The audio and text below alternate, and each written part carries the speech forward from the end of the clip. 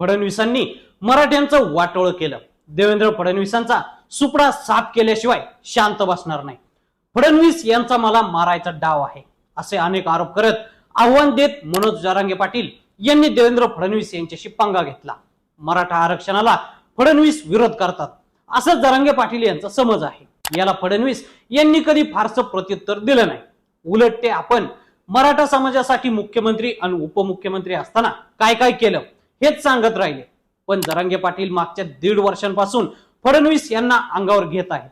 आता या दोघांमधील संघर्षाचा नवा अंक सुरू होण्याची शक्यता आहे। याला कारण ठरणार आहे विलास खेडकरवरील तडीपारीची कारवाई।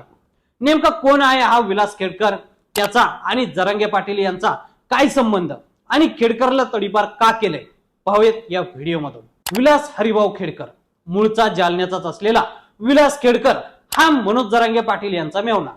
जरांगे पाटील यांच्या मराठा आरक्षणाच्या आंदोलनात विलासचा सक्रिय सहभाग असतो। त्यांच्या आंदोलनाचं नियोजन करणं, दौऱ्याचं नियोजन करणं, दौऱ्यात सोबत राहणं अशी त्याच्यावर जबाबदारी।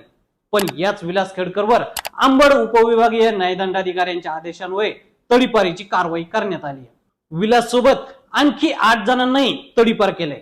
या 9 जणांपैकी 6 जण हे जरांगे पाटील यांच्या आंदोलनात सक्रिय सहभाग घेणारे असल्याचं सांगण्यात येत आहे। बीड मधील संतोष देशमुख हत्या प्रकरणानंतर बीड पोलीस प्रशासन बेकायदेशीर कामांविरोधात ऍक्शन मोडवर आले। अट्टल गुन्हेगारांना जरब बसवण्यासाठी कारवाईचं हत्यार उगारलंय। त्याच पार्श्वभूमीवर जालन्याच्या पालकमंत्री पंकजा मुंडे यांनीही जालना जिल्ह्यातील बेकायदेशीर कामं थांबवण्यासाठी पावलं उचलण्याचे आदेश पोलिसांना दिले आहेत।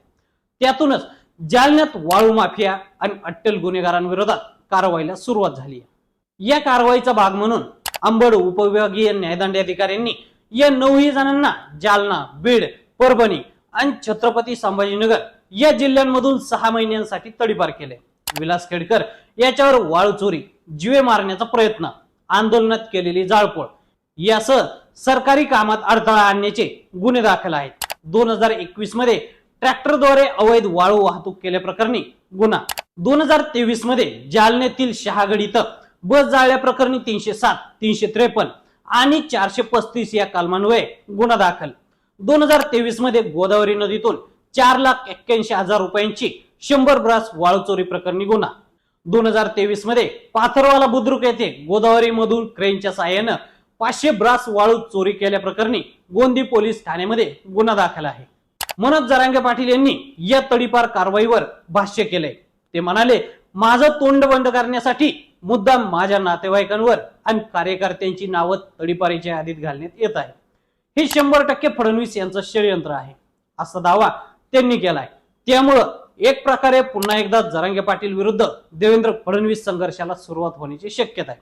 दरम्यान पोलिसांनी जरांगेंच्या मेव्हण्यावर तडीपारीची कारवाई केली। मात्र या टोळीचा आका मनोज जरांगे मोकाटच आहे, त्याची बेड्या घालून धिंड काढा अशी मागणी ओबीसी नेते मंगेश सासरे यांनी केली आहे। त्यामुळं आगामी काळात या कारवाईला मराठा विरुद्ध ओबीसी अशी धार मिळू शकते।